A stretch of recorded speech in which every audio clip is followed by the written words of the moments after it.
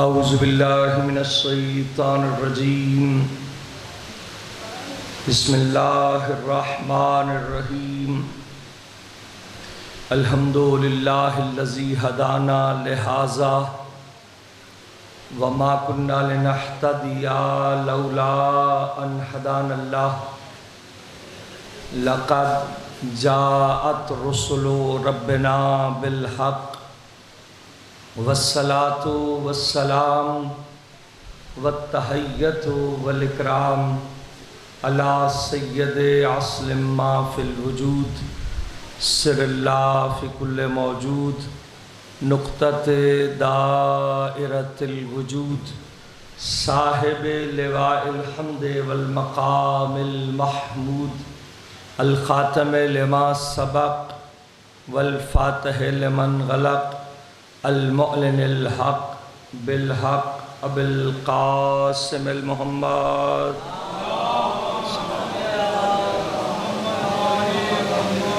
وعلى آلہ الطیبین الطاہرین المعصومین المظلومین ولعنۃ اللہ علی اعدائہم ومنکری فضائلہم ومصائبہم وعظمتہم وطہارتہم وولایتہم من لیلنا حاضر الى قیام یوم الدین اما بعد فقد قال اللہ تبارک وتعالی فی کلامہ المجید والفرقانہ الحمید واصدق القائلین وقولہ الحق بسم اللہ الرحمن الرحیم وَإِذِ ابْتَلَىٰ إِبْرَاهِيمَ رَبُّهُ بِكَلِمَاتٍ فَأَتَمَّهُنَّ قَالَ إِنِّي جَاعِلُكَ لِلنَّاسِ إِمَامًا قَالَ وَمِن ذُرِّيَّتِي قَالَ لَا يَنَالُ عَهْدِ الظَّالِمِينَ۔ صلوات بھیج دیں بآواز بلند۔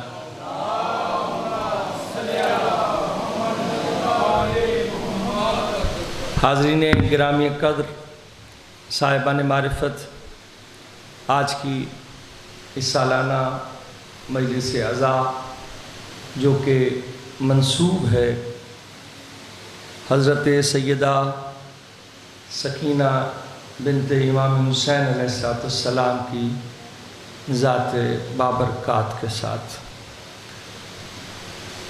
نصف گھنٹے میں فضائل اور مصائب کے ساتھ گفتگو کو مجھے مکمل کرنا ہے۔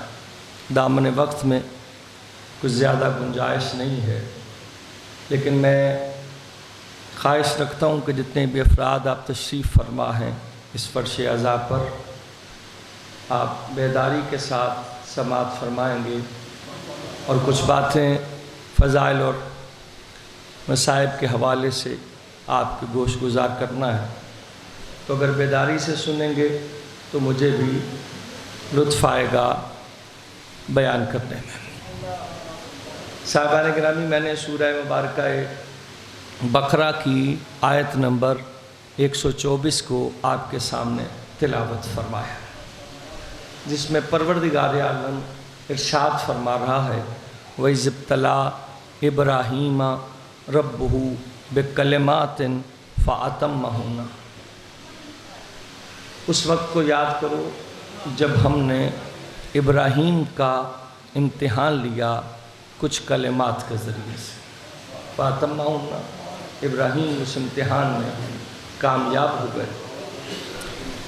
جب ابراہیم امتحان میں کامیاب ہوئے تو پروردگار نے کہا قَالَ إِنِّي جَاعِلُكَ لِلنَّاسِ إِمَامًا، میں نے تجھے لوگوں کے لیے امام بنایا۔ جب امامت کا عہدہ حضرت ابراہیم کو عطا ہوا تو جناب ابراہیم اس عہدے کو پانے کے بعد ارشاد فرما رہے ہیں قَالَ وَمِن ذُرِّيَّتِي، کیا یہ عہدہ امامت میری اولاد میں، میری ذریت میں آگے بڑھے گا؟ توجہ ہے نا صاحبان؟ کیا یہ عہدہ امامت میری ذریت میں آگے جائے گا؟ تو پروردگار عالم نے بہت ہی اچھے اسلوب کے ساتھ، ظاہر ہے خالق الکائنات ہے، قادر الکلام ہے، وہ لفظوں کا خالق ہے، وہ کائنات کا خالق ہے، تو اس سے زیادہ انتخاب کون بہتر جانتا ہے؟ تو جس وقت کہا نا قالا من ذریتی، کیا یہ عہدہ امامت میری ذریت میں آگے جائے گا؟ تو اللہ نے کہا قالا لا ینالو عہد الظالمین، یہ عہدہ امامت ظالموں کی طرف نہیں جائے گا۔ تو جو ہے نا صاحبان، بہت اہم آیت ہے، اور جو لوگ عقیدہ امامت کے قائل نہیں ہیں، توجہ فرمائیے گا، جو لوگ عقیدہ امامت کے قائل نہیں ہیں، قرآن کی اس آیت کو وہ کہاں لے کر جائیں گے؟ جو عقیدہ امامت کے قائل نہیں ہیں۔ ہمارے ہاں عقیدہ امامت جو ہے وہ اصول دین کے اندر ہے، توجہ ہے نا صاحبان، توحید، عدل، نبوت، امامت، قیامت، یعنی ہمارا اصول ہی مکمل نہیں ہوتا جب تک امامت نہ ہو۔ حضرت ابراہیم علیہ السلام کو اللہ نے، معصوم بھی ہیں ابراہیم، بعد پیغمبر جس نبی کا مرتبہ سب سے بلند ہے وہ حضرت ابراہیم کی ذات بابرکات ہے۔ انبیاء میں سے بات کر رہا ہوں۔ حضرت پیغمبر اسلام کے بعد جس نبی کا مرتبہ سب سے زیادہ بلند ہے وہ حضرت ابراہیم کی ذات بابرکات ہے۔ اور آج بھی مسلمانوں کے علاوہ دو بڑے مذہب، یعنی مسلمان ہی نہیں بلکہ دنیا میں جو دو بڑے مذہب ہیں، عیسائیت اور یہودیت، حضرت ابراہیم کی ذات کا احترام کرتے ہیں۔ یہ بڑی بات ہے، توجہ فرمائیں، یعنی عیسائیت، یہودیت اور مسلمان یا اسلام، یہ تینوں بڑے مذاہب حضرت ابراہیم خلیل خدا کا احترام کرتے ہیں۔ حضرت ابراہیم کی ذات بابرکات معصوم بھی ہیں، نبی بھی ہیں، رسول بھی ہیں، توجہ ہے نا، خلیل خدا بھی ہیں، لیکن جب تک امتحان نہیں دیا اس وقت تک امامت کا عہدہ آپ کو ملا نہیں ہے۔ جناب ابراہیم کو اتنے سارے عہدے ہونے کے باوجود کہ خلیل خدا بھی تھے، معصوم بھی تھے، نبی بھی تھے، رسول بھی تھے، لیکن امام نہیں تھے، تو اللہ نے امامت کا عہدہ اتنے سارے عہدوں کے بعد عطا کیا۔ اس کا مطلب ہے امامت کا عہدہ باقی عہدوں سے بڑا تھا۔ ایک مل کر باواز بلند صلوات بارگاہ آل محمد میں۔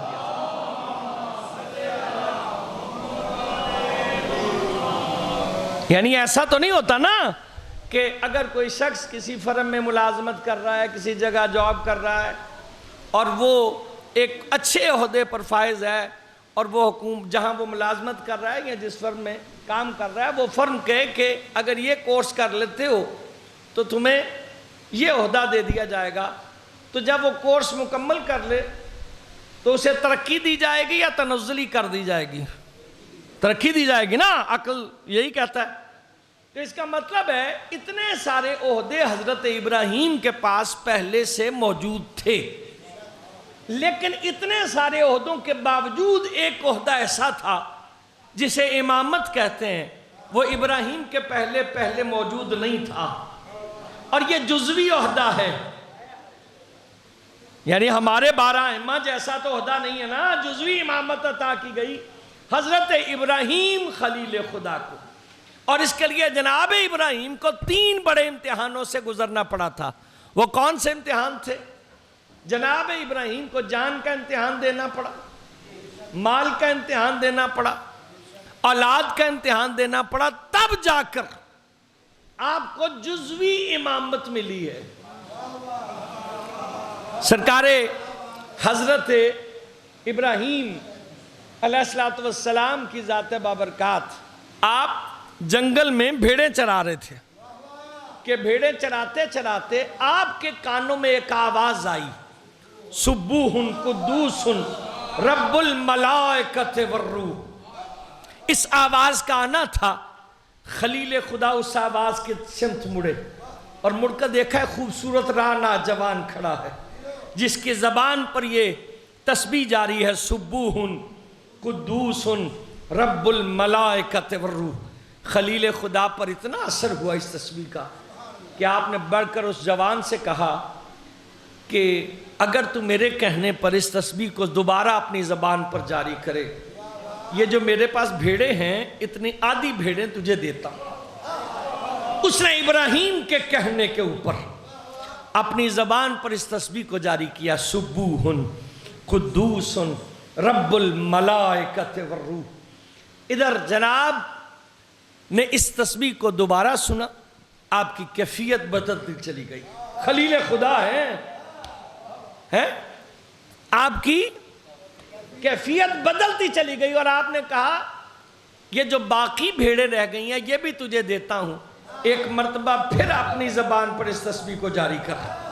اس نے پھر پڑھا سبوح قدوس رب الملائکۃ والروح.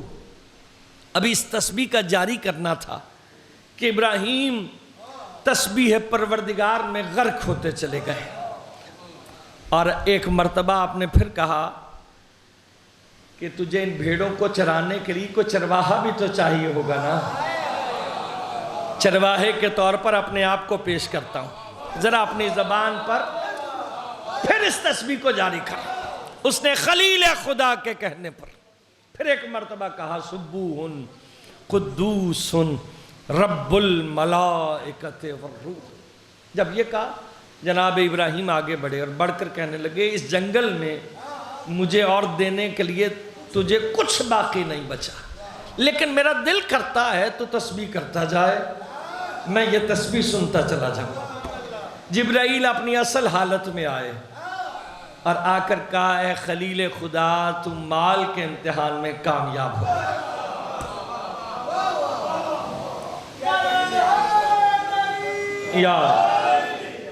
تم مال کے امتحان میں کامیاب ہو گیا. خلیل خدا مال کے امتحان میں کامیاب ہو گیا. مال کے بعد دوسرا بڑا امتحان ہے جان کا امتحان. ایسے ہی ہے مال. انسان اگر کوئی آپ کی کن پٹی پہ رکھ دے کہ پیسے دے دو تو انسان پیسے دینے پر تیار ہو جاتا ہے، دولت دینے پر تیار ہو جاتا ہے. اپنی جان بچانے پر لاکھوں روپیہ لوگ اپنی بیماریوں کے لیے کہ جان بچ جائے ایسے ہی ہے نا خرچ کر دیتے ہیں کہ مال ہے پھر دوبارہ ہاتھ آ جائے گا. ایسی کون سی بات ہے. حضرت ابراہیم کی ذات بابرکات. یہ حضرت ابراہیم کو بت شکن بھی کہتے ہیں. آپ کے خطابات میں سے ایک خطاب بت شکن ہے. سب سے پہلے بت شکنی اگر کسی نے کی ہے تو وہ حضرت ابراہیم خلیل خدا کی ذات ہے. اس لیے کہ اب بات تھوڑی سی لمبی ہے لیکن سمیٹتے ہوئے اس امید کے ساتھ کہ آپ بیداری کے ساتھ سماعت فرمائیں گے ایک جاگتی صلوات بارگاہ آل محمد مہدیہ صلی اللہ علیہ. جناب ابراہیم نے چونکہ جناب ابراہیم کی جو قوم تھی وہ اکثریت اس میں سے ایسی تھی کہ کچھ سورج کی پوجا کرتے تھے، کچھ چاند کی پرستش کرتے تھے، کچھ ستاروں کو پوجتے تھے اور کچھ باقی ماندہ جو لوگ تھے وہ سارے کے سارے بت پرست تھے. تو جو ہے نا اب 4 کیٹیگریز اس قوم کی ہو گئیں. ایک سورج کو پوجتے تھے، ایک چاند کو، ستاروں کو اور بتوں کو. ایسے عالم میں حضرت ابراہیم نے کہا یہ سورج جو دن کے وقت نکلتا ہے اور شام کے وقت غروب ہو جاتا ہے یہ میرا خدا نہیں ہو سکتا. جو غروب ہو جائے وہ بھی کوئی خدا ہے، یہ میرا خدا نہیں ہو سکتا. چاند کو دیکھا کہ رات ہوئی تو چاند نمودار ہوا، وہ بھی ابتدائی تاریخوں میں تھوڑا تھوڑا اور آخر میں گھٹتا چلا گیا. اور وہ بھی رات کو دکھائی دیتا تھا، صبح کو وہ بھی نظر نہیں آتا تھا۔ جناب نے کہا وہ بھی میرا خدا نہیں ہو سکتا جو ہے کبھی آئے کبھی نہ آئے، اور جو مدھم بھی پڑ جاتا ہو کبھی خدا ہو سکتا ہے، جو گھٹتا بڑھتا ہو وہ خدا ہو سکتا ہے۔ تو جناب نے کہا یہ بھی میرا خدا نہیں ہے۔ ستاروں کو دیکھا، کہا یہ ستارے جو رات گزرنے کے ساتھ ڈھل جاتے ہوں، ختم ہو جاتے ہوں، یہ میرا خدا نہیں ہو سکتے۔ ابراہیم کو جھوٹے خداؤں کو ختم کرنے کے لیے سارا دن گزارنا پڑا، ساری رات گزارنی پڑی، لیکن آل محمد وہ ہیں کہ اگر چاہیں تو سورج کو غروب ہونے کے بعد پلٹا دیں، چاند کی طرف انگلی اٹھا دیں تو وہ 2 حصوں میں تقسیم ہو جائے، اور ستارے کو چاہیں تو اپنے در پر ڈیوڑی پر بلا لیں۔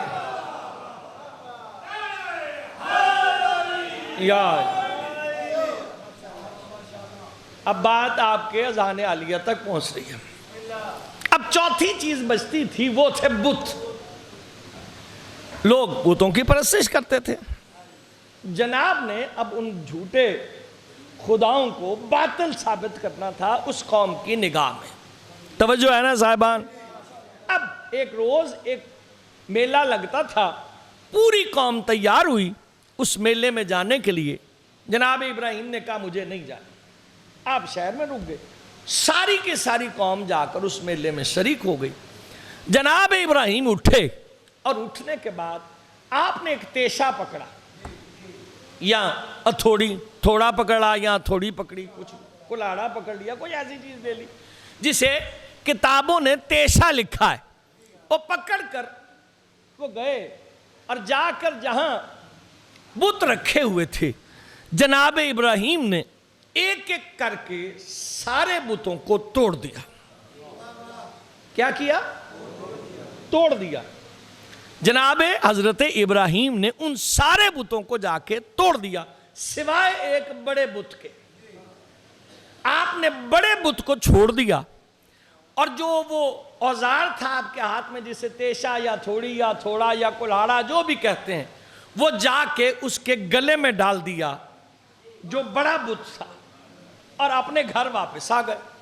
جب قوم والے شام کو واپس پلٹے اور اپنے معبد میں جا کے عبادت کریے، انہوں نے اپنے بتوں کی حالت کو دیکھا کہ وہ ٹوٹے پڑے ہیں، تو انہوں نے تمام لوگوں کو اکٹھا کیا کہ یہ کیا ماجرا ہے، کون ایسا فعل انجام دے سکتا ہے کہ جو ہمارے بتوں کو توڑ دے۔ قوم والوں میں سے ایک نے کہا ایسا ہی ہو سکتا ہے، ایک ہی ابراہیم تھا جو گیا نہیں تھا، ہو نہ ہو، اور وہ بتوں کی پرستش بھی نہیں کرتا۔ ارے جو بتوں کی پرستش نہ کرے وہی توڑے گا نا۔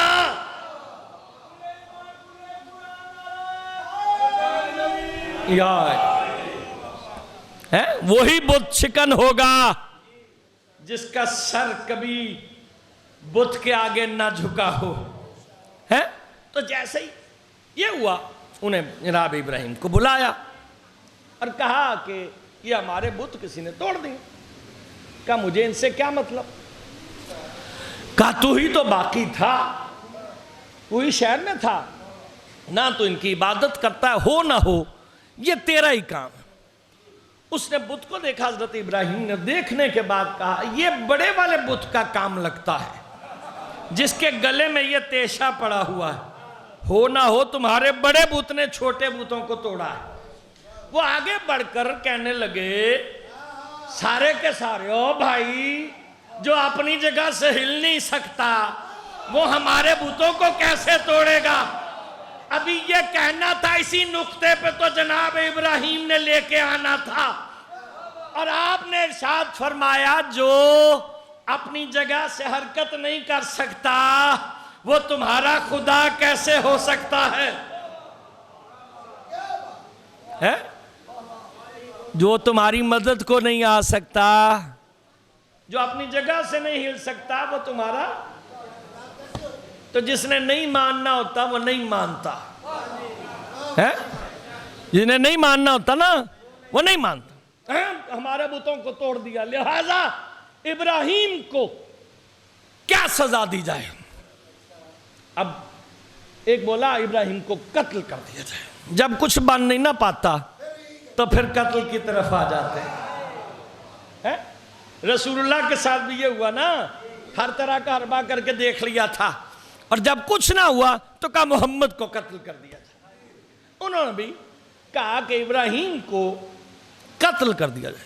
एक बोला बड़ा सियाना कि कत्ल कर देना बड़ा कमाल है, इतने हमारे बुत सारे तोड़ दिए। इब्राहिम को करार वाकई सजा दी जाए, सख्त इबरत बना दिया जाए, इबरतनाक सजा दी जाए। मैं हजरत इब्राहिम कह रहा हूं, उनकी निगाह में तो सिर्फ इब्राहिम है ना। इब्राहिम को इबरतनाक सजा दी जाए। जब इबरतनाक सजा दी जाए, कहा क्या किया जाए? क्या इब्राहिम को जलती हुई आग में फेंक दिया जाए, जलती हुई आग में जिंदा जला दिया जाए। क्या किया जाए? जिंदा जला दिया जाए। अच्छा, ये तय हुआ कि भाई हाँ, ये चलो समझ में आती है बात कि इबरत बन जाएगा। जब लोग इब्राहिम को जलते हुए देखेंगे तो आइंदा कोई भी ऐसा काम नहीं करेगा, इबरत बन जाएगी पूरी कौम के लिए। अब इब्राहिम के लिए आग जलाई गई, और आग इतनी जली कि किताबें लिखती हैं कि आग के शोले इतने बुलंद थे कि आसमान के ऊपर से भी अगर कोई परिंदा परवाज करता तो वो जल जाता, इतनी आग जलाई गई। अच्छा, जब आग जलाई जाती है तो आग की तपिश, जितनी आग होगी उतनी तपिश भी तो होगी ना उसकी, है? मतलब अगर चूल्हा है इतनी जगह पे है तो उसके करीब जितना आग के जाएंगे उसकी तपिश, आग यहां पे है तो तपिश यहां तक तो होगी ना। आग जितनी ज्यादा होती है तपिश उतनी फैलती चली जाती है। अब इब्राहिम को डाले कौन उस आग के अंदर? तो जो है ना, इब्राहिम को उस आग में कौन डाले? जब ये कहा कि इब्राहिम को डाले कौन, तो उन्होंने कहा भाई कोई ऐसा तरीका याद करते हैं कि इब्राहिम को उस आग में डाला जाए। उन्होंने कहा कि मंजनीक में डाला, एक ऐसा गोपन या एक आला बनाया जिसमें एक तरफ से घुमाया जाता था और दूसरी तरफ से इब्राहिम को, अगर दो पार्ट हैं उसके अंदर सुराख डालकर बराबर का वजन रख के अगर घुमाया गया, उन्होंने पत्थर रख के तजर्बा किया इब्राहिम के बराबर वजन का और घुमाकर फेंका, वो आग में जाके गिरा। इब्राहिम के हाथ पैर बांधे गए और बांधने के बाद उस गोफन के अंदर, उस मंजनी के अंदर डालकर इब्राहिम को अभी फेंका जाना था आग के अंदर कि मलाए आला पर कोहराम बपा हो गया और जिब्रील बारगाह परवरदिगार में आए। परवरदिगार आलम, एक ही तो तेरा नाम लेवा बाकी बजा, तो जो मेरी जानिब रहे, अगर ये भी जल मरा तेरे नाम का कलमा पढ़ने वाला कौन बचेगा? ए परवरदिगार, क्या मैं इब्राहिम की मदद को पहुंचूं? कहा जा जिब्रील, अगर मेरा खलील तेरी मदद कबूल करता है तो कर दे जाके। जिब्राइल पहुंचे और आकर कहा, ए खलील खुदा, इस आग की हकीकत मेरी निगाह में कुछ नहीं है, इशारा करूंगा आग बुझ जाएगी, क्या मेरी मदद कबूल करते? हजरत इब्राहिम ने कहा मुझे तेरी मदद की जरूरत नहीं है, हाँ अगर वो मेरी मदद करेगा तो उसकी मदद कबूल है, तेरी मदद की जरूरत नहीं। हुक्म है उस मदद कबूल ना फरमाई, मंजनीक में डाला, आग में फेंका जाना था कि आवाज कुदरत आई, या नारुकुनी बरदम व सलामन अला इब्राहिम, आग ठंडी पड़ जा इब्राहिम के लिए, जैसे इब्राहिम सलामत रहे। कमाल है ना, ठंडी -40-50 में भी तो मर जाता है, मर सकता है ना, ज्यादा ठंड हो जाए, भाई जल के ना मरा, जम के मर गया है? जल के ना मरा, जम के मर गया, तुम मरना तो दोनों तरह तो, लेकिन जनाब इब्राहिम के लिए अल्लाह ने कहा, आग ठंडी पड़ जा। اتنی ٹھنڈی پڑنا جس سے ابراہیم سلامت رہے. اور اس آیت کے بارے میں چھٹے امام فرماتے ہیں اگر کسی کو بخار ہو جائے بآواز بلند، اگر ایک نے پڑھی ہے تو مل کر پڑھ لیں. صلی اللہ علیہ.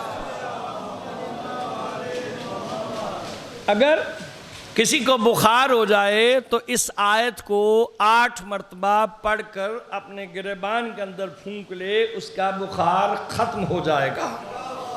یا نارکونی بردم و سلام علی ابراہیم، اے ابراہیم، اے آگ ٹھنڈی پڑ جا ابراہیم کے لیے، اتنی ٹھنڈی پڑنا کہ جس سے ابراہیم سلامت رہے. توجہ ہے نا صاحبان گرامی قدر، اپنے ہونے کا ثبوت بھی دیتے رہنا تاکہ پتہ چلے ذکر محمد و آل محمد میں مولائیوں میں بیٹھ کر ذکر آل محمد بیان کیا جا رہا ہے. اللہ اکبر، یا رسول اللہ، دونوں بازو بلند کر کے یار بہت شکر گزار. اللہم صلی علی.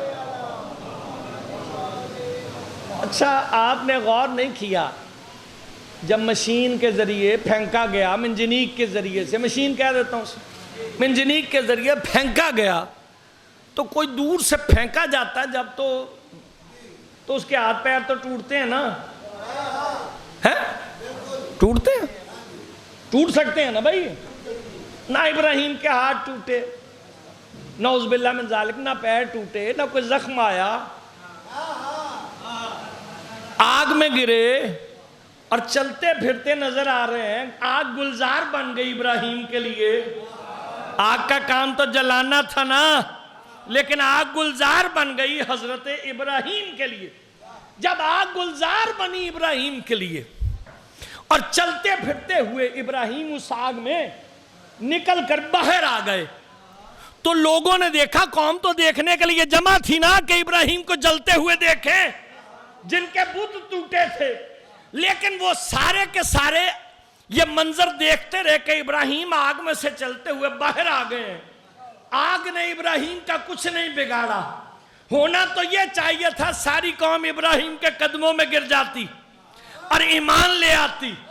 اپنے آنکھوں دیکھ کر نہیں مانے تو آج کوئی یہ نہ کہے کہ رسول نے تو دکھائے نہیں تھا غدیر کے میدان میں.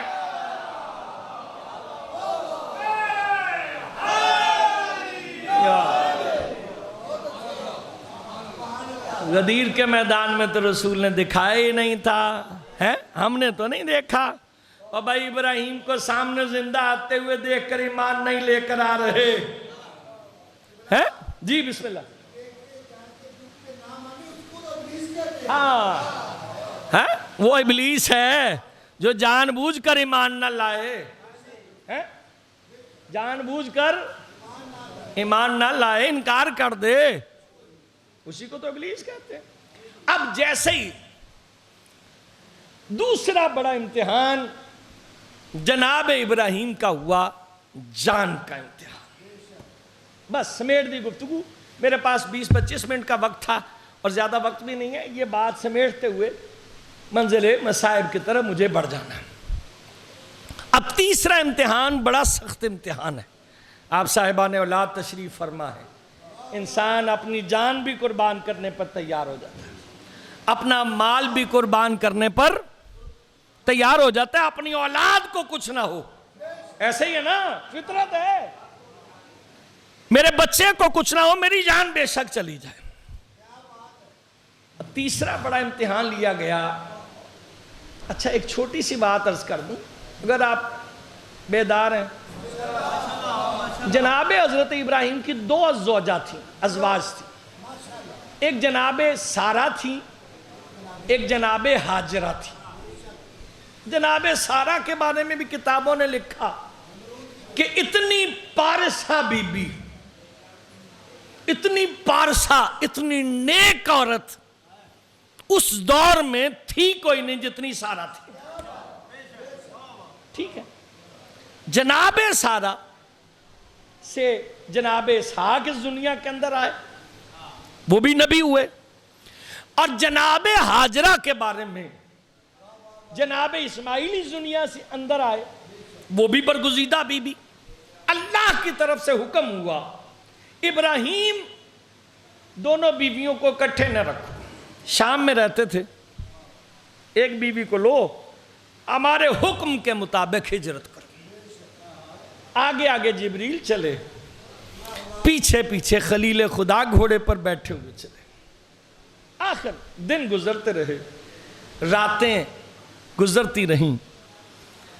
کبھی صحرا سے گزرے, کبھی جنگل سے گزرے, کبھی پانی سے گزرے. گزرتے گزرتے گزرتے گزرتے ایک ایسی جگہ آئی جہاں چاروں طرف سیاہ پہاڑ تھے, اور اس کے اندر ایک بے آب و گیا وادی تھی. جو پہاڑوں کے دامن میں کھلی جگہ ہوتی ہے اسے وادی کہا جاتا ہے. صاحبان گرامی قدر, ذرا اپنے ہونے کا ثبوت دے, بآواز بلند صلوات بھیجے محمد و آل محمد.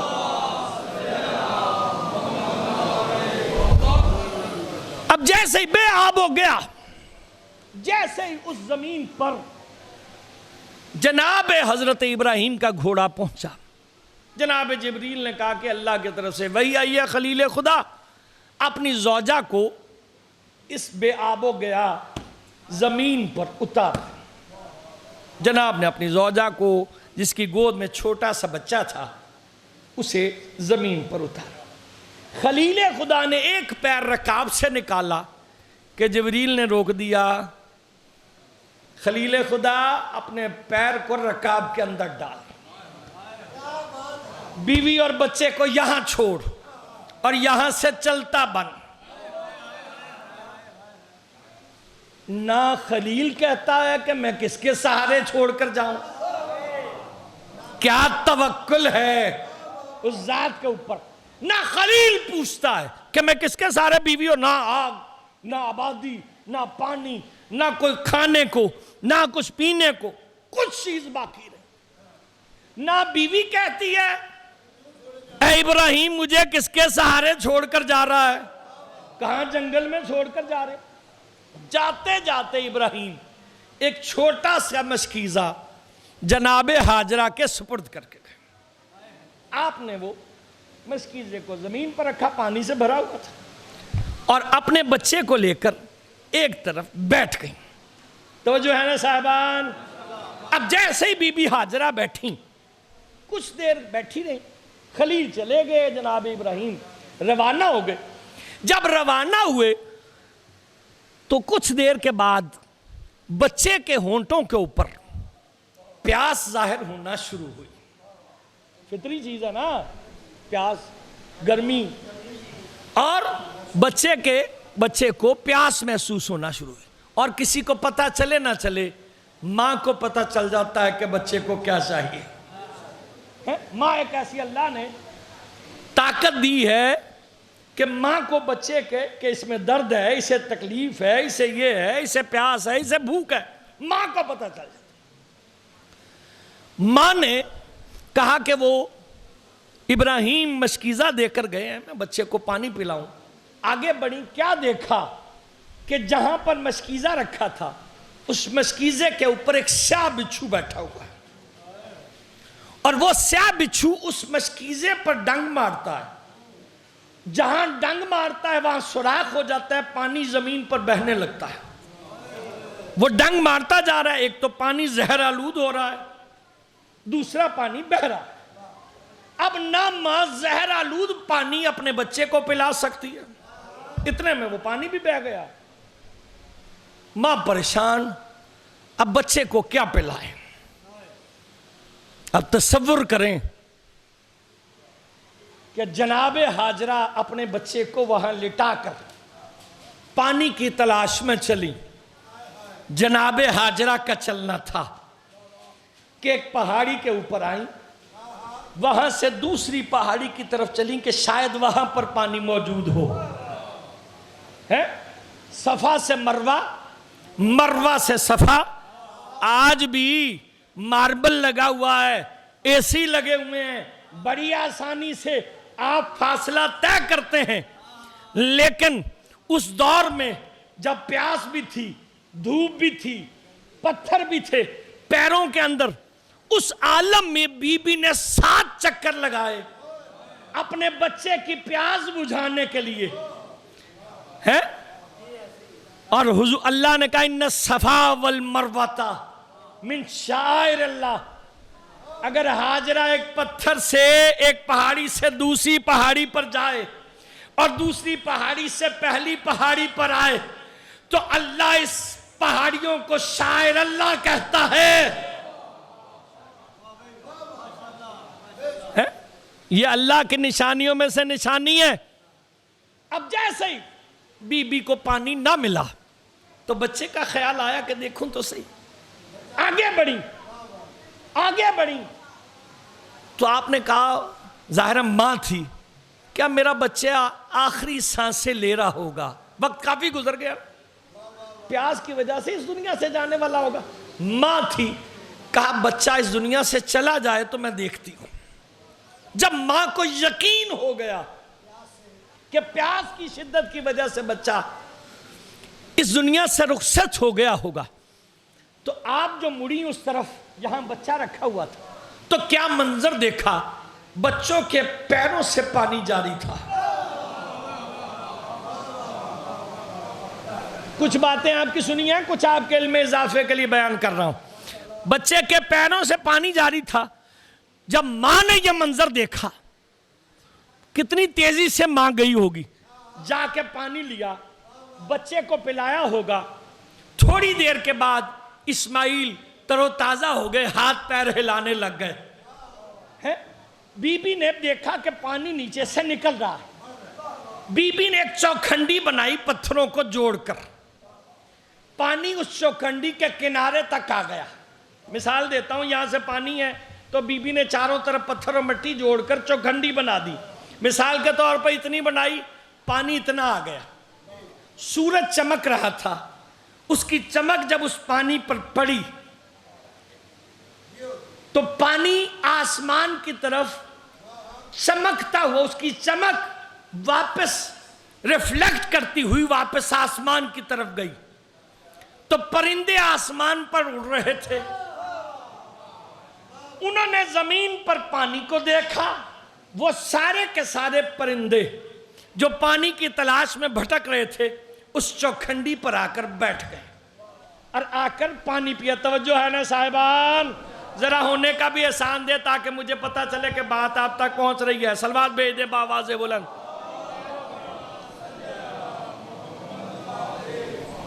اب انہوں نے چوکھنڈی پر بیٹھ کر پانی پیا اور وہ پرندے اڑ گئے.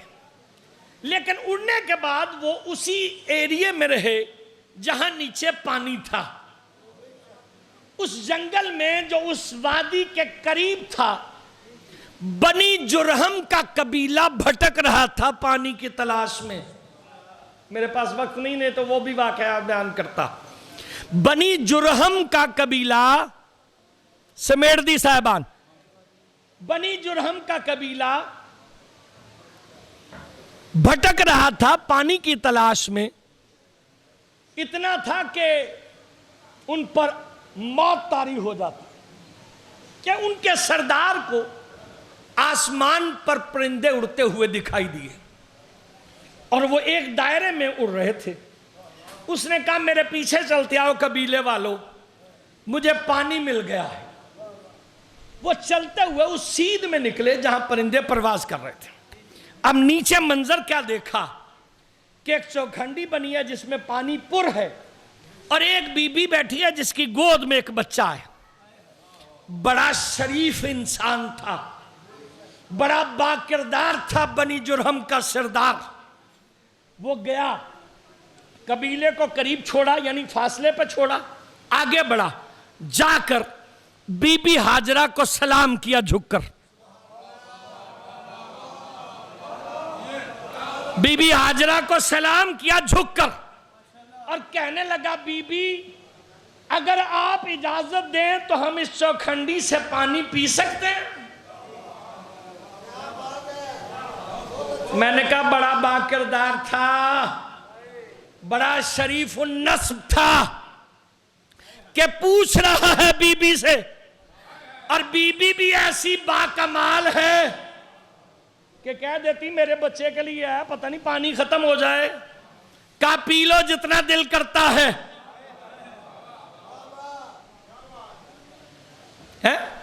پی لو جتنا دل کرتا ہے۔ میں کہتا ہوں شریف النسب تھا، بی بی سے مانگ لیا، بی بی نے دے دیا۔ اگر سیدہ زہرا سے مانگ لیا ہوتا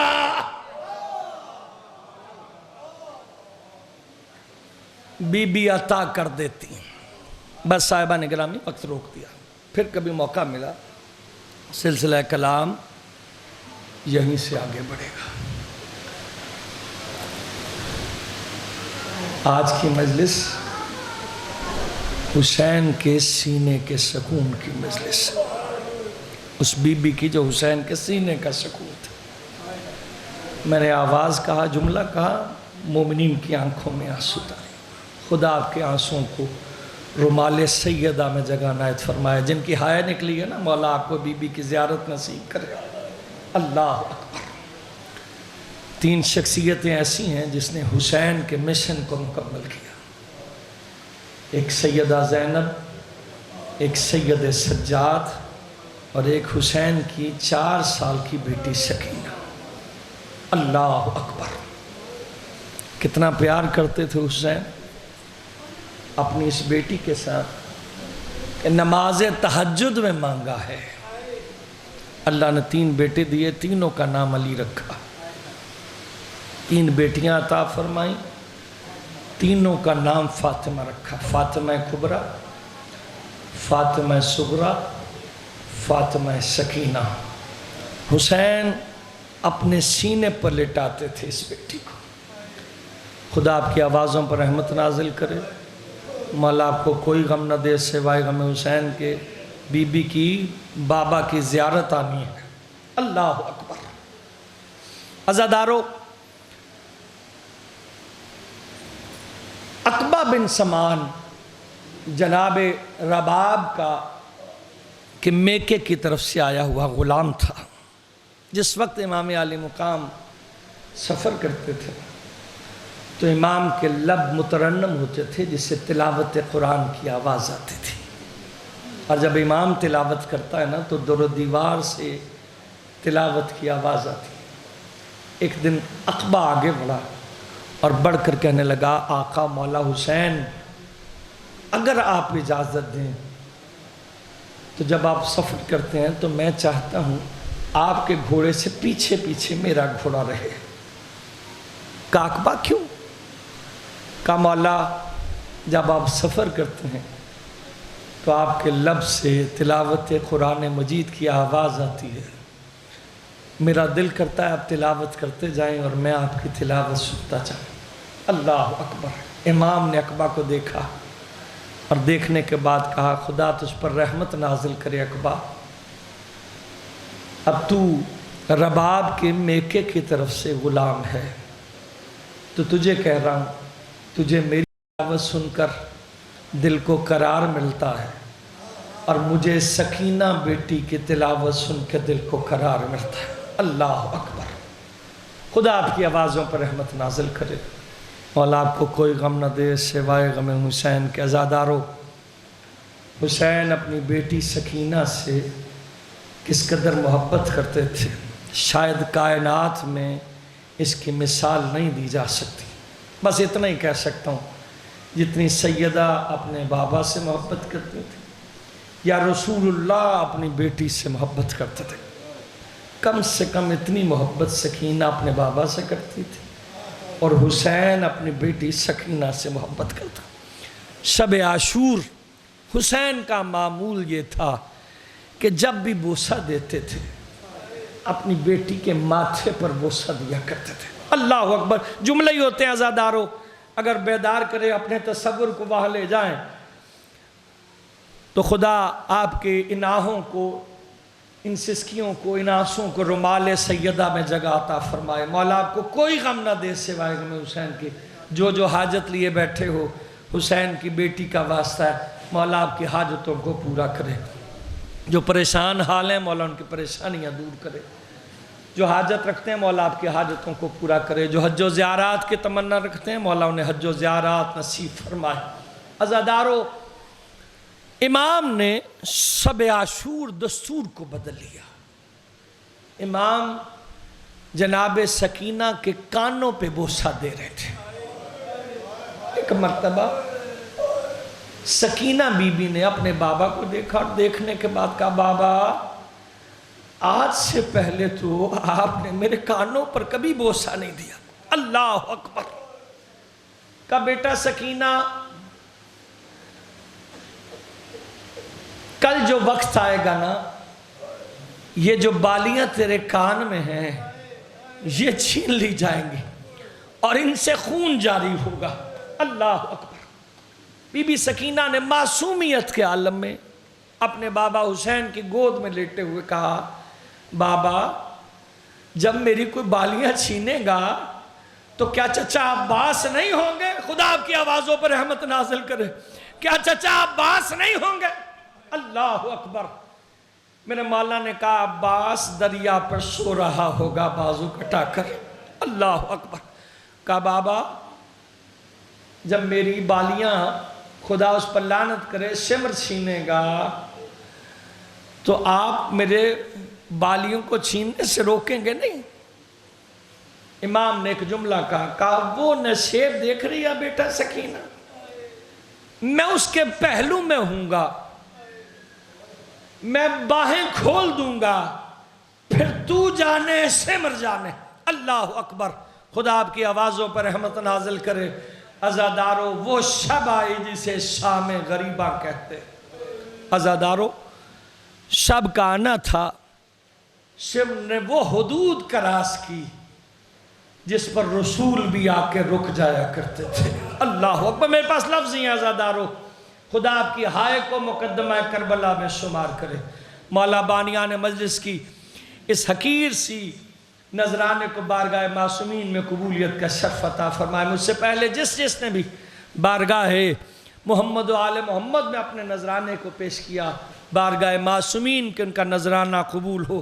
عزادارو روایت یہ کہتی ہے کہ بی بی کے کرتے کے دامن میں آگ لگی ہوئی تھی اور بی بی جب نکلی ہیں میں نے درمیان کے واقعات کو چھوڑ دیا. شمر بی بی کے آگے پیچھے پر بھاگا. شمر گھوڑے پر تھا بی بی پیدل تھی. عزادارو جیسے شمر ملعون کو شہزادی سکینہ نے اپنے قریب آتے ہوئے دیکھا تو بھاگی اس نشیب کی طرف. اللہ اکبر. جس کا اشارہ امام نے ایک شب پہلے کیا تھا. عزادارو بی بی اپنے بابا کے قریب جاتے ہوئے اپنے بابا پہ پکارتی ہوئی جا رہی تھی بابا یا اباتا اے میرے بابا. ابھی یہ کہنا تھا کہ حسین کے بازو کھلے. بی بی جا کر حسین سے لپٹ گئی. روایات یہ کہتی ہیں کہ اتنے میں شمر آیا اور اس نے سکینہ بی بی کے کانوں پہ ہاتھ ڈالا. عزادارو بالیوں کو چھینا. ایک مرتبہ حسین کے جسم سے آواز آئی بہن زینب میری سکینہ بے ہوش ہو گئی. اللہ اکبر. خدا آپ کی آوازوں پر رحمت نازل کرے.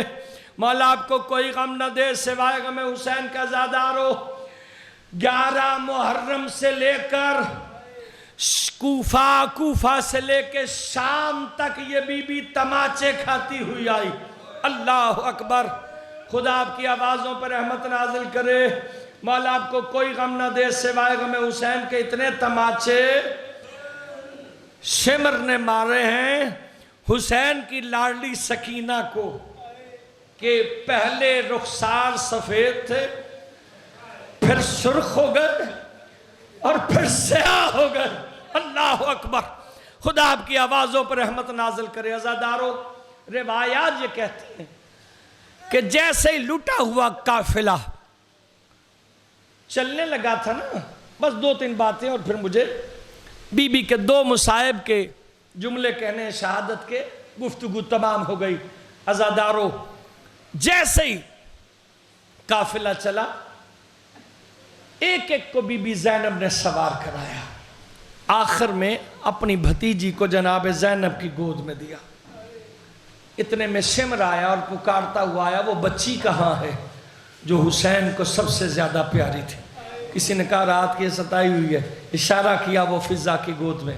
یہ ملعون گیا جا کر فضہ بی بی کی گود سے چھین لیا بی بی سکینہ، اور ایک ننگے ناکے کے پشت پر جس پہ کجاوا موجود نہیں تھا رسی کے ساتھ باندھ دیا گیا. میں نے پڑھ دیا، آپ نے سن لیا.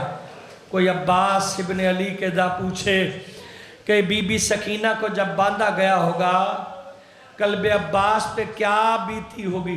روایات یہ کہتی ہیں کہ ایک مرتبہ اللہ اکبر. بس صاحبان گرامی قدر، بس اسی پر روایت مکمل، اس لیے بات پڑھنے والا موجود ہے کوئی، میں سمیٹ دی گفتگو. عزادارو، جیسے ہی بی بی کو رسی سے باندھا گیا تو چلتا ہوا ناکا جب ایک منزل دور گیا ہوگی تو شہزادی زینب کی نگاہ اس ناکے پر پڑی جس پہ بی بی سکینہ کو باندھا گیا تھا، تو اپنے آپ کو بی بی نے بندھے ہوئے ہاتھوں سے زمین پر گرایا، اور گرانے کے بعد کا شمر اس وقت تک یہ قافلہ آگے نہیں بڑھے گا جب تک کہ میری بھتیجی کو تو کھول نہیں دیتا.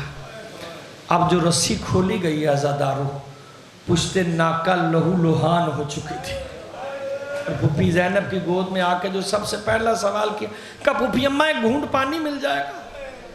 اکبر کی پیاس شہادت پر ختم ہو گئی، قاسم کی پیاس شہادت پر ختم ہو گئی، علی اکبر کی پیاس شہادت پر ختم ہو گئی، میرے مولا عباس کی پیاس شہادت پر ختم ہو گئی، علی اصغر کی پیاس شہادت پر ختم. لیکن یہ بی بی کب تک پیاسی رہی؟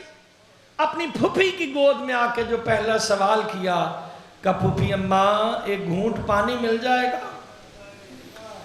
کہ بیٹا شہر آتا تو کوشش کرتی. داخلہ کوفہ کے بازار میں ہوا، بی بی نے دیکھا شہر آ گیا ہے. ایک مرتبہ کا پھوپھی اماں آپ نے کہا تھا شہر آ جائے گا تو پانی کی گنجائش میں نہیں. عزادارو، بی بی کا بھی یہ کہنا تھا کہ چھتوں پہ عورتیں تماشا دیکھنے والی موجود تھی. ایک بی بی گئی، جا کر اس نے کوزہ آب بھرا، لا کر بی بی سکینہ کے آگے کیا اور کہنے لگی شکل سے یتیم دکھائی دیتی ہے، میں نے رسول اللہ سے سنا ہے جو یتیموں کی خدمت کرتا ہے اللہ اس کے گناہوں کو معاف کر دیتا ہے، اللہ اس کی دعاؤں کو قبول کر دیتا ہے. میرے لیے پانی پی لے اور میرے حق میں 3 دعائیں کر دے. ایک مرتبہ جناب زینب نے کوزہ آب پہ ہاتھ رکھا، بیٹا سکینہ پہلے اس کے لیے دعا کر دے بعد میں پانی پینا. عزادارو، کب تیری پہلی دعا کیا؟ کہ جیسے تو یتیم ہوئی ہے میرے بھی تیری طرح بچے ہیں، ایسے میرے بچے یتیم نہ ہوں. کہ تیری دوسری دعا کیا ہے؟ کہ جیسے میرا شوہر سفر پر گیا ہے دعا کرو خیریت سے وطن واپس آ جائے. بی بی نے ننھے ننھے ہاتھ اٹھا کے دعا کی. کہا تیری تیسری دعا کیا ہے؟ کہ میری تیسری دعا یہ ہے دعا کرو میں مدینے جاؤں. مدینے کا نام آنا تھا. جناب زینب تڑپ اٹھے. کہ مدینے جا کر کیا کرے گی؟ کہ مدینے میں میرے شہزادے رہتے ہیں، میری شہزادیاں رہتی ہیں، خدا آپ کی آوازوں پر رحمت نازل کرے. کہا تیری شہزادیوں کا نام کیا ہے؟